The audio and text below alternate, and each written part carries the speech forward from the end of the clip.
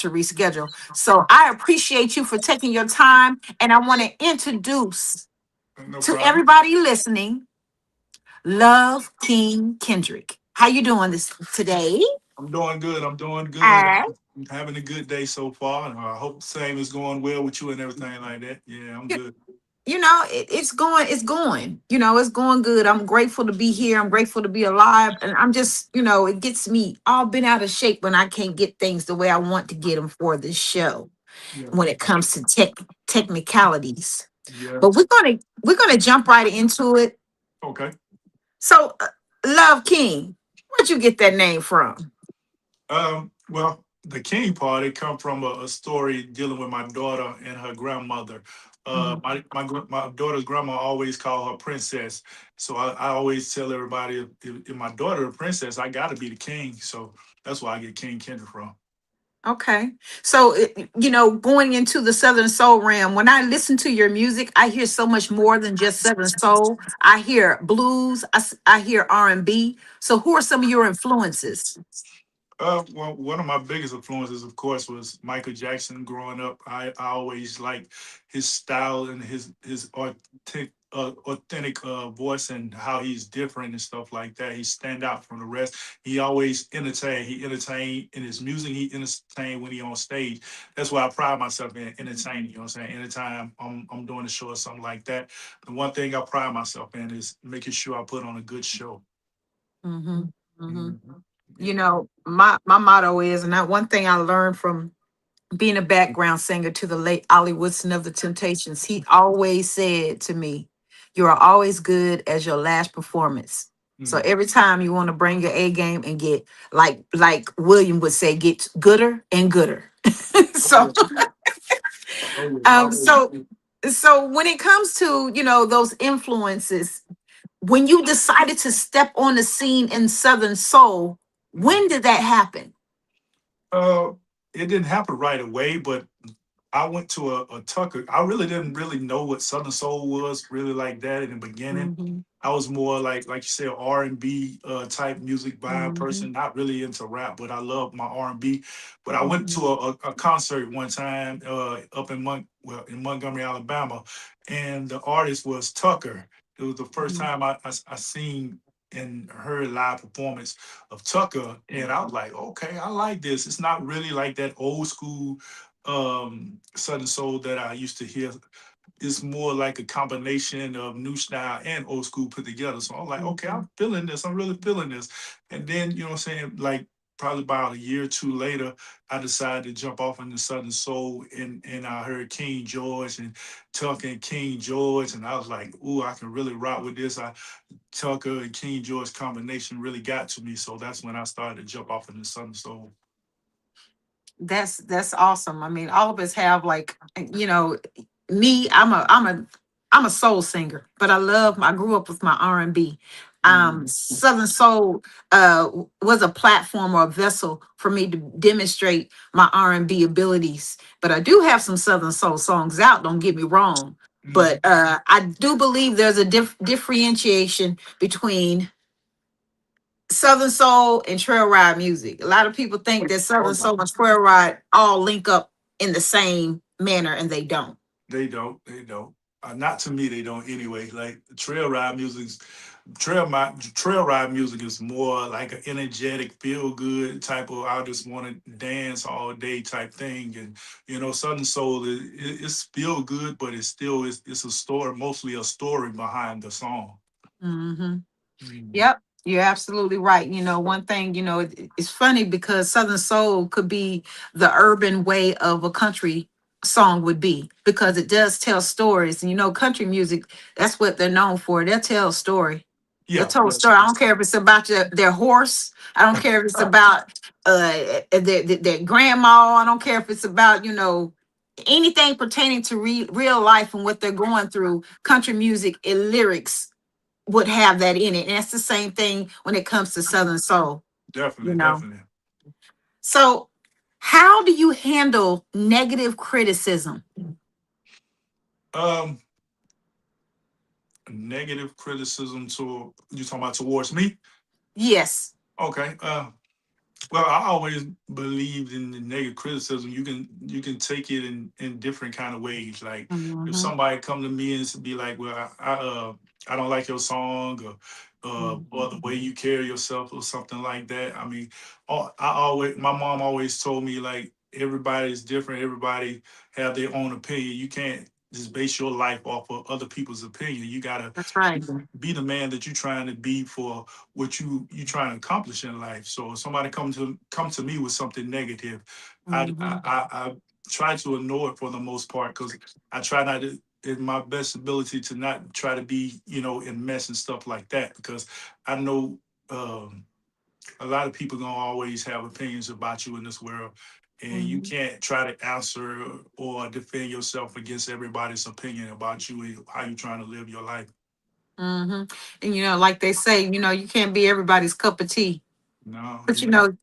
you have to be okay with who you are in this game. And you also have to have thick skin and be able to accept constructive criticism, Yep. and turn it around and flip it like you say, and motivate you to do better and step it up. You Yep. know, Definitely. one thing I said last week at my interview, that I had, with Prophet Yari, I said, you know what, last year, I had a term that I used for the beginning of the year. In 2025, the term was evolution or elevate, and which that's something that I did for 2025. I've elevated to this new plateau. That's So crazy. Okay. so for 2026, my word is level up, because we can sustain at a platform or from our elevation, but leveling up from that surpasses that plateau. So that's where I am this year, is leveling up. That's So crazy. It's crazy. Before you could go into the next thing, it's mhm, crazy how you say elevation because before 2026 came in, that was my thing for this year was elevation. You can go back and look on my post before the new year came mhm. in. That was my thing. I was putting out to everybody on TikTok. Elevation. Mm-hmm. Mm-hmm. And that's definitely, to me, that gives me drive, when I come up with those terms and something that I'm going to stand by to better myself for the year. And ever since last year when I did that and I spoke it into existence, it Mhm. happened. And now I'm leveling up and it's coming into fruition. So Amen. so how do you handle the business side of the music industry? Um, well, I took a few business classes before I even Mm-hmm. got off into the music thing. When I was in the service, I got me an associate degree in business and accounting and stuff like that. So a lot of things when it comes to the well, I know music a little bit different, but I have Mm-hmm. a associate of mine that she like a lawyer in the music industry or whatever. Mhm, So she give mhm. me a lot of advice when it comes to different things, when it comes to contracts, when it comes to is this a reasonable price for what the promoter trying to do, or if both of us getting some out of it, or is the promoter getting more out of it than what I'm getting out of it. Mhm. She helped me kind of balance those things. That is a blessing to have, because they are very, very, very expensive. Mhm. When somebody's giving you their time and things like that, and they're giving you that good word that you definitely need. An entertainment lawyer is something that all artists need when Yeah, it comes to contractual terms, because a lot of times those terminologies in those contracts, it ain't nothing but a bunch of jibber jabber if you don't understand or oh break yeah, it down what it says. definitely. um you know and you can go even back to some of the artists that we knew when we grew up, watching, like, the story of TLC, how they didn't go over that contract, the story of Tony Braxton. There's New so many edition, different artists. new edition too. Yeah, New Edition. A lot of times, we're so happy and gung-ho for a a record label to sign us, that we just really quick to sign on it without actually knowing the repercussions of those actions, and how you will actually be tied to them until you complete or exhaust the contractual terms, or possibly you're tied to them until you fulfill your obligation, obligation. and that Yeah, could be years, yep. That's years and albums. mm-hmm. And So when writing your songs and going into the studio, let's start with this question. So do you write most of your songs? I write all the songs that I release. I write them. I wrote them. Okay. Awesome. So what are some of the formulations that you need that actually gives you the idea or the gem to write? You know, Um, if you have, go ahead. it can be. It's a combination of different things. It could be one of my partners might just be like, listen to this beat, man. I really like this beat. You think you want to get on this, and then I start listening to the beat, and then I start, I think of a hook or something Hmm. like it could be that kind of way. It could just be like something that I'm going through at the moment. Hmm. I write that kind of way, or it could be a place or an event that I've been at. I write that kind of way. It's just whatever inspired me. Uh, Hmm. that's why I write off of inspiration and life experiences. That's how I write my music. Hmm. So support system in this game is very, very strong. You have to have, and you don't have to have a whole giant entourage of people, just a couple of selected people that you know that can count on and won't sugarcoat things and tell you like it is. You Hmm. know, pull your coattail when you're wrong type of thing, and they're not a bunch of yes people around you. Do you have that? I definitely have that. One thing I can say about me, like I always let my family know they really been supportive of me.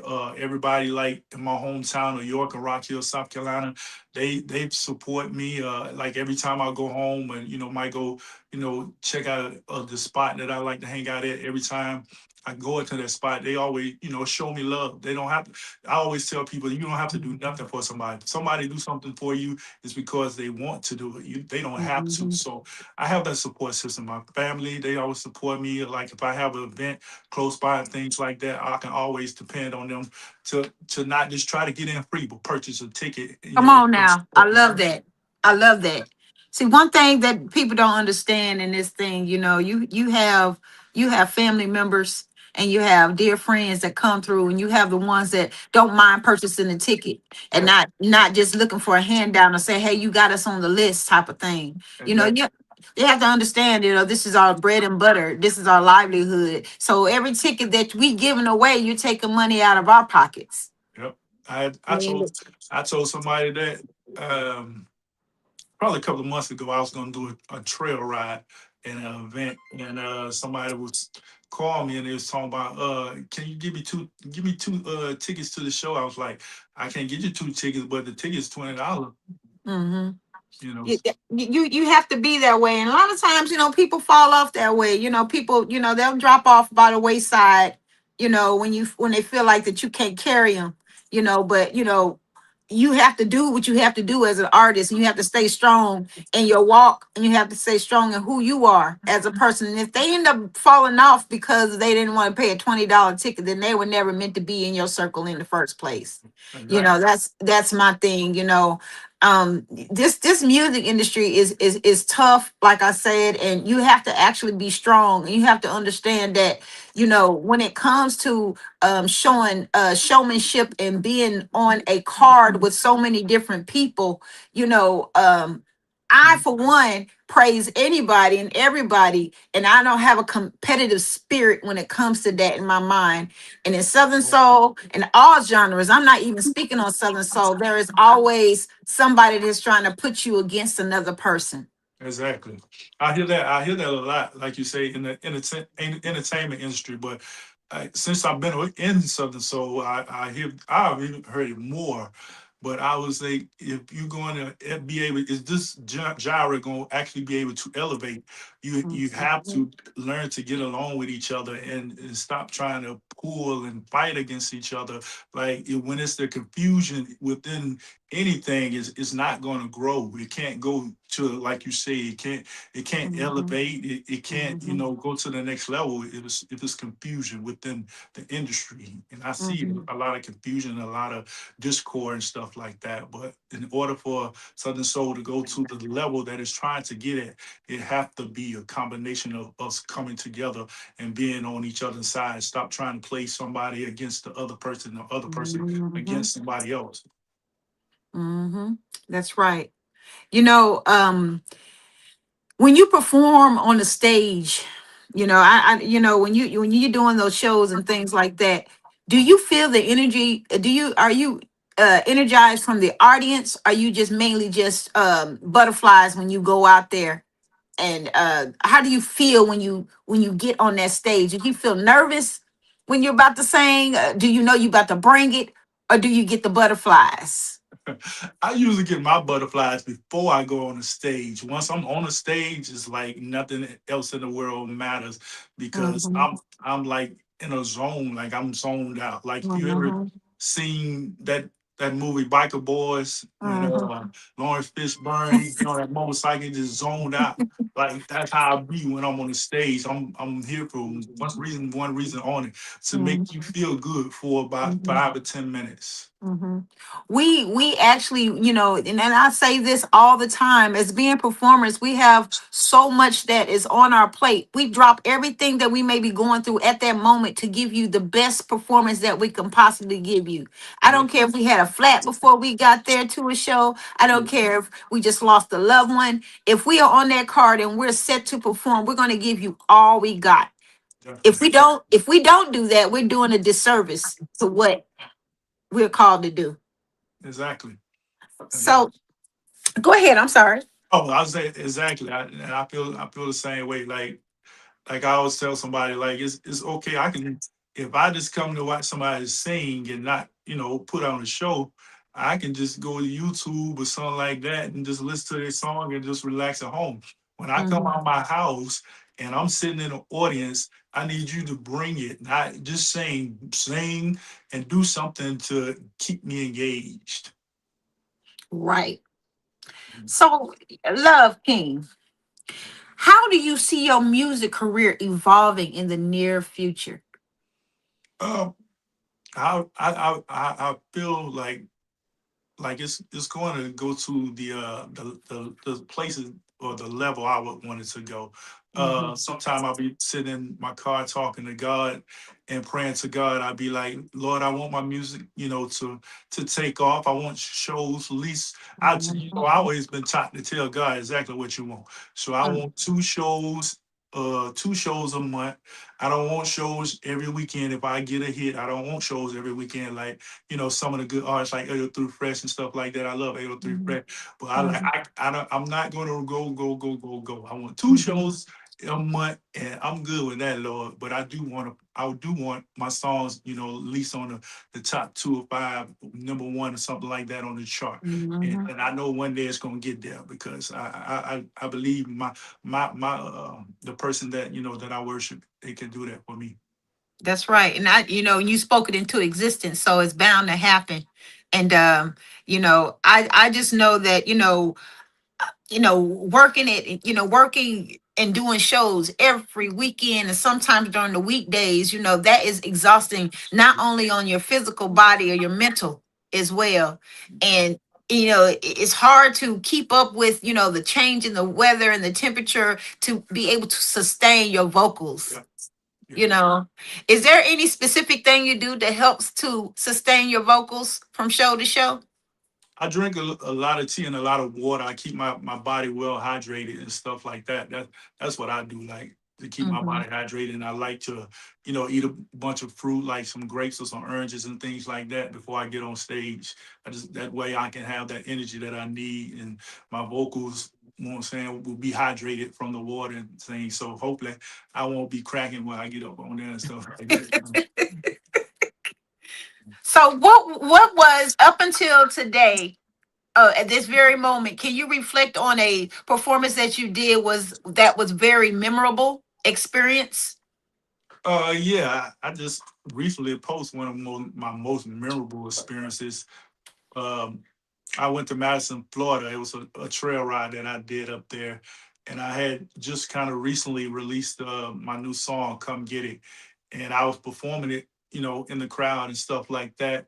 And then I just out the blue, like I was feeling it so good, the crowd was energy was so off the chain. Mhm, Like I mhm. loved, like I could see it by Madison, Florida. They were showing real love, and I that was one of my best performances out there. So I just started doing this bunny hop kind of dance and moving all just just Uh-huh. a little freak move, whatever.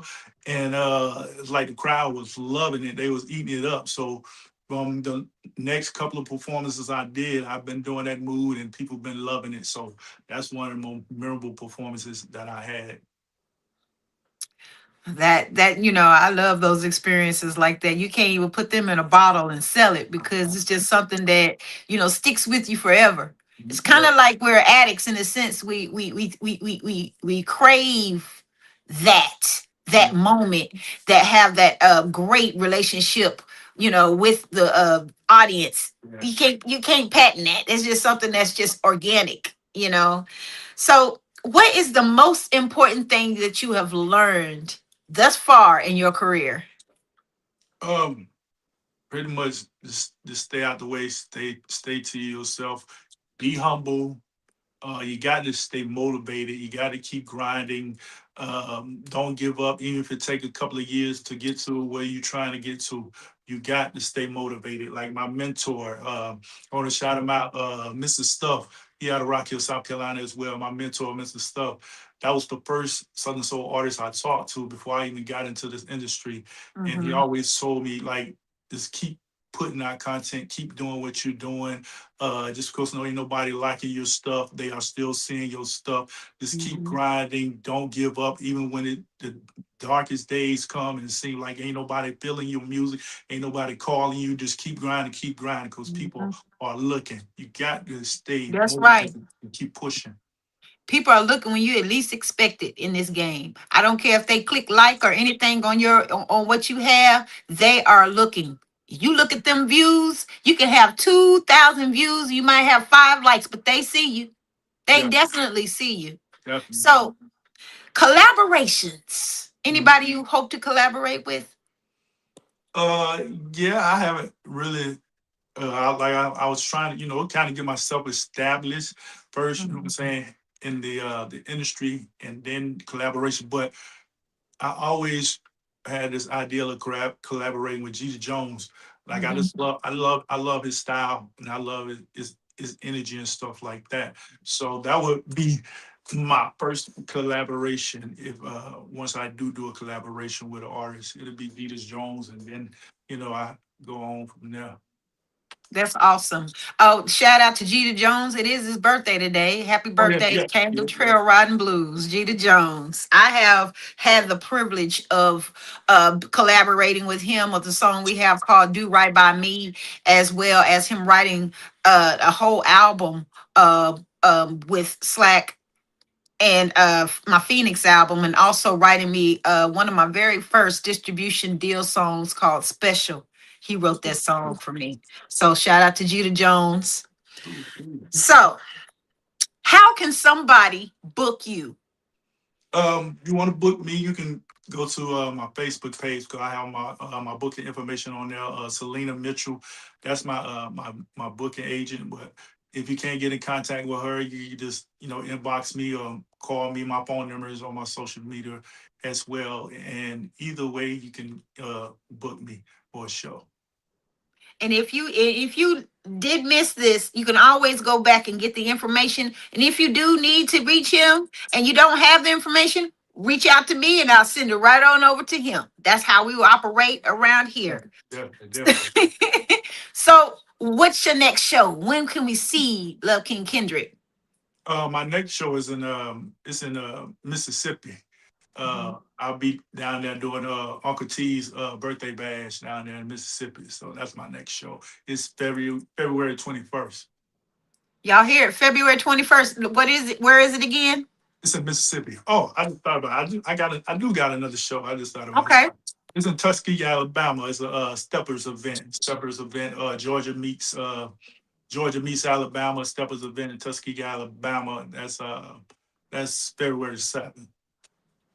February 7th. Mhm. Y'all heard it first.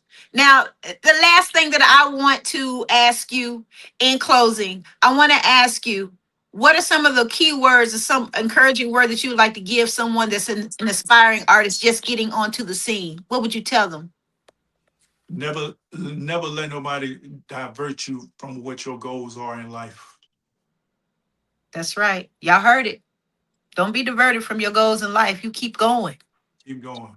And what I always tell everybody, to all my listeners, each and every week on Soul to Soul Sit Down, 30-minute Thursdays, I want to thank y'all so much for always tuning in, chiming in. I get inboxes frequently of people wanting to be on the show. This show is doing so, so well. And I'm appreciative of every single person that has given me great words of encouragement. So I always say in closing, it's always good to support another fellow artist. I promise you, it will never dim or dull your shine.